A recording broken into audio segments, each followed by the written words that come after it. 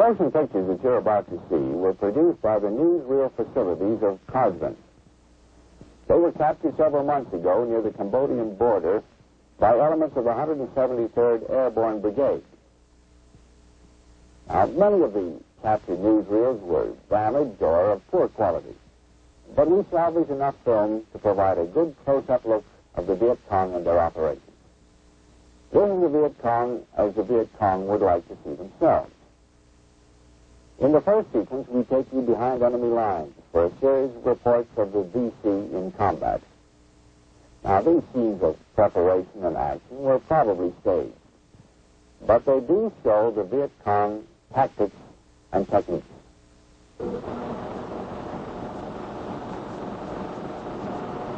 Translated, this title reads, Military Operations by the 9th Viet Cong Main Force Division in retaliation for the bombings of Hanoi and Haiphong. Division members are summoned before the division political officer just prior to moving to the attack site. Squad and platoon leaders wear banners proclaiming their determination to avenge the bombings of the North.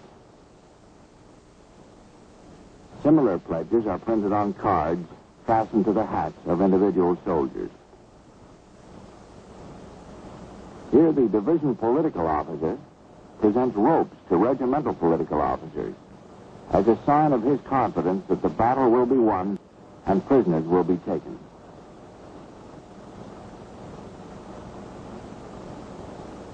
The regimental political officers, in turn, use the ropes to inspire confidence in the soldiers directly under their command.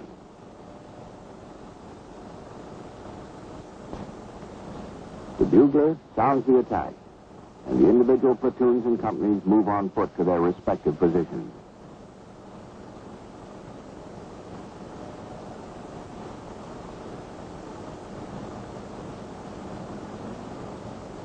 The Viet Cong attack is against an American armored personnel carrier.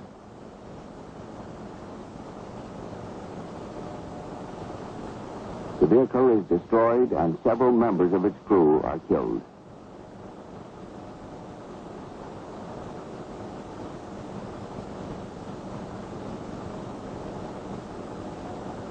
Prisoners captured during the battle are marched barefoot through the jungle.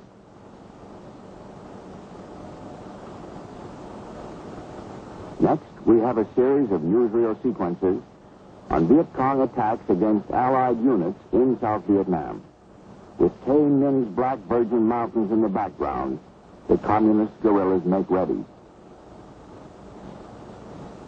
Women and children carry supplies and ammunition to the designated depots.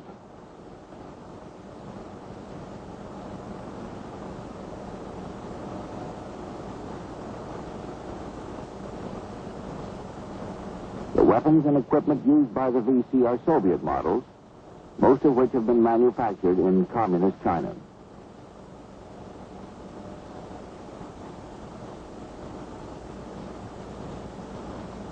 The first attack will be against a South Vietnamese outpost, manned by soldiers of the Civilian Irregular Defense Group, the CIDG.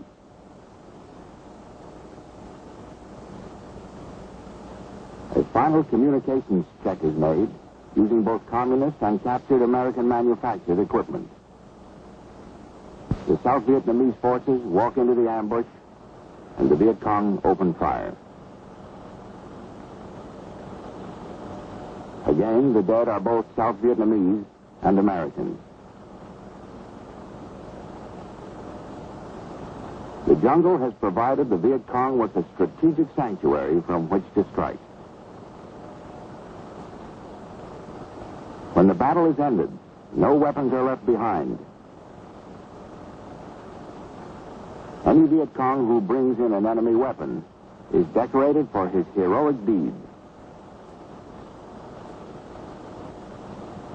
The captured equipment is of great importance to the communists in their guerrilla war. And this fact is emphasized strongly in these propaganda newsreels. When the weapons and ammunition have been returned to the base camp, they're logged in, stockpiled, and checked out for the next communist assault.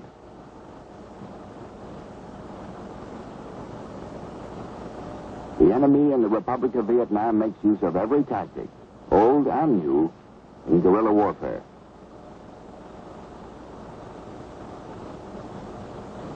In this next sequence, the Viet Cong company commander plots an all-out attack against a small South Vietnamese hamlet.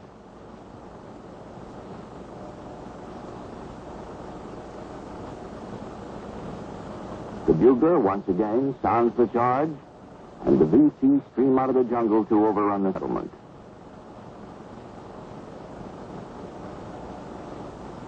The communists have undergone grueling physical training programs to prepare themselves, emotionally and psychologically, for the harsh demands of guerrilla warfare.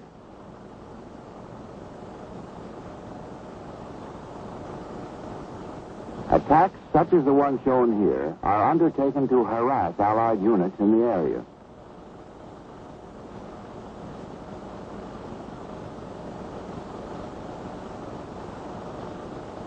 Prisoners are taken, and they're identified as members of the Civilian Irregular Defense Guard and the 10th Vietnamese Government Army Division. The PWs, as in the earlier sequence, are marched off for interrogation. With the battle won, the Viet Cong are welcomed into the hamlet by their communist supporters.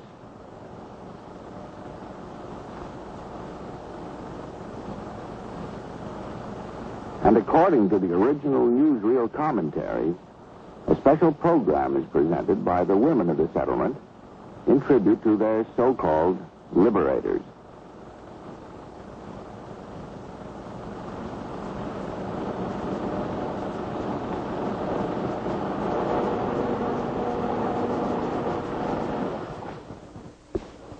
It's important to remember that the film you've seen and will see is Viet Cong propaganda. Its purpose is to show you one side, the communist side, of the conflict in the Republic of Vietnam. At the same time, it does provide a realistic insight into the motives and the methods of the VC. Now, we've seen the enemy in combat.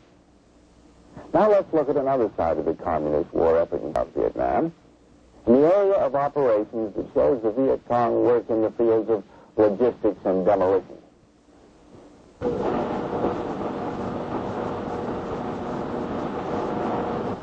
Much of the food, weapons, and equipment used by the Viet Cong is transported into tactical areas by walking the material across the countryside. Here, bags of rice are carried across a river and into the jungle.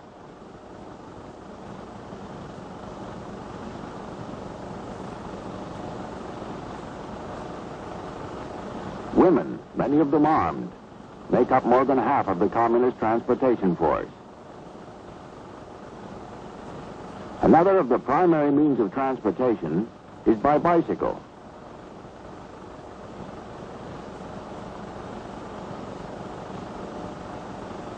Each bicycle is reinforced so that it can carry more than 300 pounds over rough terrain and up to 500 pounds on level ground.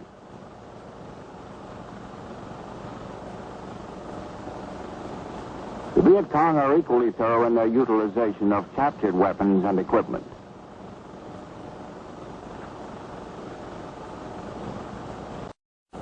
Demolition experts disassemble unexploded bombs and remove their destructive contents. Blacksmiths then use the metal to make grenade casings and gun barrels.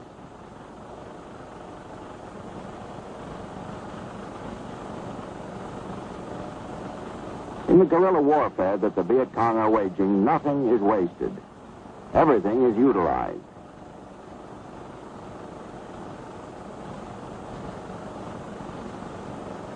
The communists adapt their ways to the war they must fight.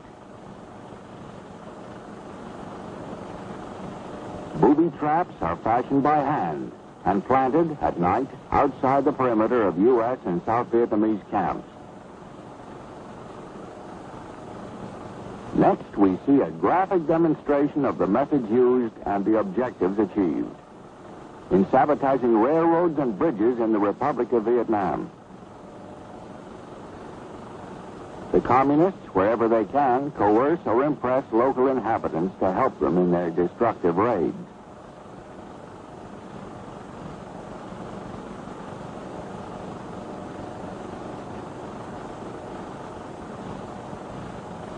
A government train that has been derailed is grim witness to the effectiveness of the VC tactic.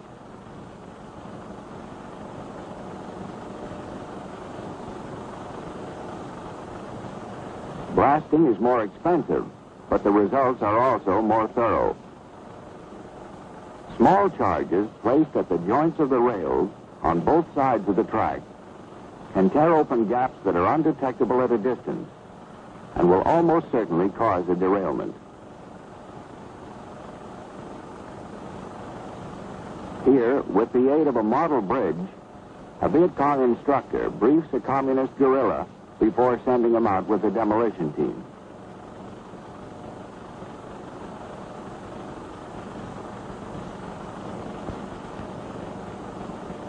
The explosive charge is prepared by other members of the guerrilla unit.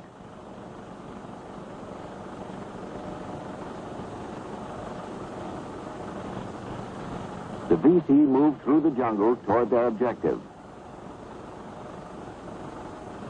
Reaching the bridge, the communist guerrillas climb the span to plant their explosives.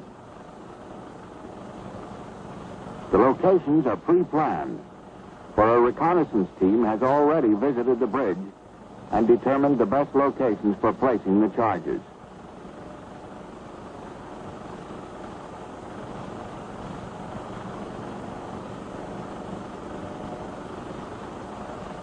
Mission accomplished. The bridge is destroyed.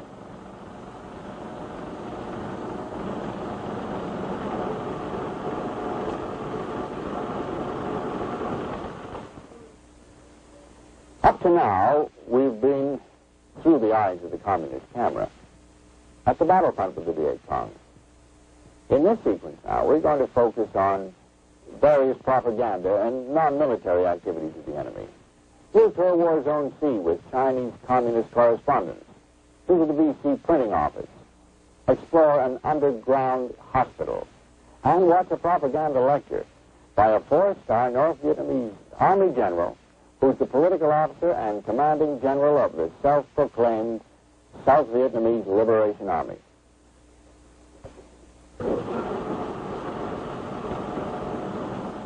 This third segment of our captured Viet Cong newsreels opens with banners and signs welcoming communist Chinese riders on their arrival for a tour of COSBIN facilities in War Zone C. There is the customary exchange of toasts between the guests and their hosts. And as part of the welcoming reception, the representatives of the two communist nations exchange photographs of Ho Chi Minh and Mao Zedong. An entertainment troupe from North Vietnam is also on hand, and the Chinese riders witness a performance of traditional Vietnamese dances.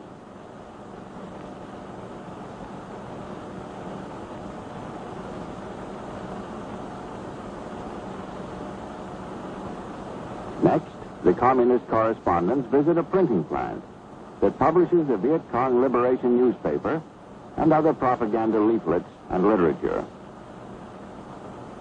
They watch the setting of type by a VC craftsman, and they see the operation of the primitive press by the printer and his apprentice.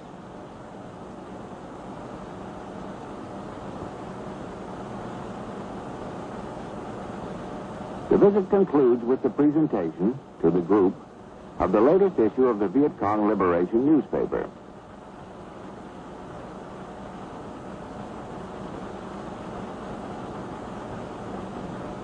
Located in the heart of War Zone C, the main hospital for COSBIN has facilities to care for up to 500 patients. The wounded Viet Cong soldiers are carried from the battle area to the hospital in hammock-type litters. The casualties are met by doctors and nurses, quickly examined, and assigned to wards in the underground hospital. Once again, the motion pictures give evidence of the ways in which the Viet Cong adapt themselves to the conditions under which they wage their war of insurgency.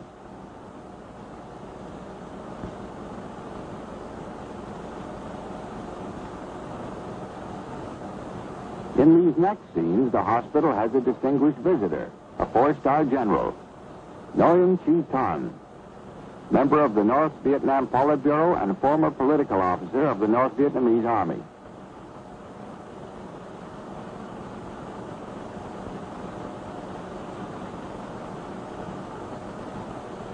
When these films were made, the general was the political officer and commanding general of the Communist Army in South Vietnam.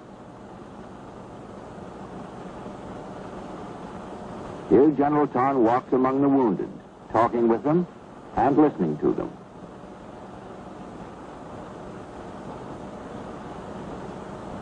Continuing his tour of the underground facilities, the general commends the hospital staff for its contributions to the Viet Cong war effort. General Thanh has a final visit and a word with a wounded VC soldier, pledging continued reinforcements and communist support from the North. Now, a meeting of COSVIN officials held to plan the winter-spring offensive of 1967 and to bolster troop morale for these campaigns. The featured speaker is the chief of the political section of COSVIN, Brigadier General Trong Do. The general tells the troops that there are 400,000 men in North Vietnam that can be sent south to aid the Viet Cong forces. In conclusion, he promises that North Vietnam will never negotiate for peace until it has achieved a measure of victory in combat that can be used as a bargaining power in such negotiations.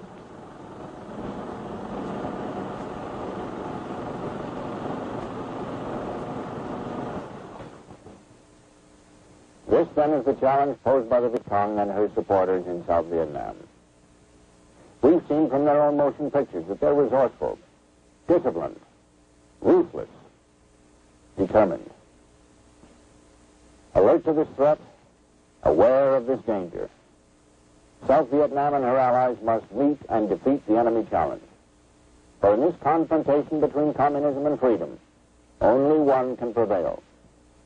Which one it'll be is simply stated: why free men fight in the Republic of Vietnam. In closing, let us emphasize again that these films were produced as communist propaganda to promote the communist cause in South Vietnam. At the same time, let us also remember that they have provided an in-depth close-up opportunity to know your enemy, the Viet Cong.